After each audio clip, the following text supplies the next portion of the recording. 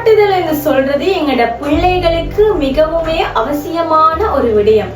அதாவது எங்களோட பிள்ளைகள் செய்யக்கூடிய நல்ல பல விடயங்களை, அன்றாடம் செய்யக்கூடிய நல்ல பல விடயங்களை நாங்க மனசு விட்டு குழந்தைகள்கிட்டயே பாராட்டணும். நீங்க இன்றைக்கு இப்படி ஒரு வேலை செஞ்சு தந்தீங்கம்மா, உண்மைக்கு எவ்வளவு ஹாப்பியா இருக்கு தெரியுமா அப்படின்னு சொல்லி குழந்தைகள் செய்த நல்ல விடயங்களை அவங்கள்ட்ட எடுத்து காட்டி நாங்க சொல்கின்ற பொழுது எங்களோட குழந்தைகள் நாளுக்கு நாள் நல்ல நல்ல விடயங்களை, நல்ல நல்ல பழக்க வழக்கங்களை ஏற்படுத்தி கொள்ளக்கூடிய தன்மை உருவாகும். ஆனா நாங்க இன்னைக்கு செய்யற வேலை என்னன்னு சொன்னா, எங்களோட குழந்தைகள் என்னென்ன கீழ்த்தரமான வேலைகள் செய்யறாங்களோ, என்னென்ன மோசமான வேலைகள் செய்யறாங்களோ அதை எடுத்துக்காட்டி அன்றாட மேசிட்டிக்கிறோமே இல்லாம எங்களோட பிள்ளைகள் செய்த நல்ல விடயங்கள் என்னன்றத நாங்க திங்க் பண்றோமே இல்ல.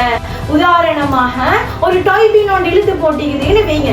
அந்த டாய் பின்ன எங்களோட குழந்தைகள் என்ன செய்வாங்க, டாய்ஸ் எல்லாம் அடுக்கி கிளீன் பண்ணி வச்சுட்டாங்கன்னு வைங்க.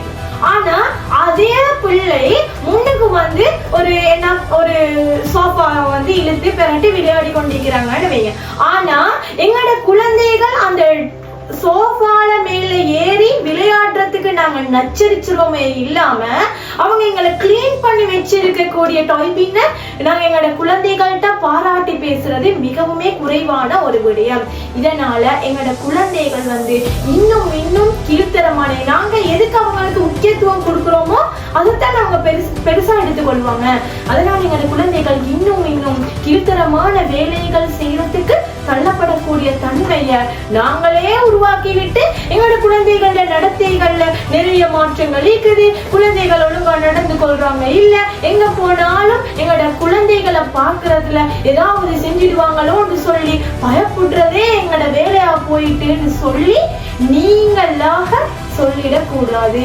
தப்பு உங்களோட சைட்ல தான்.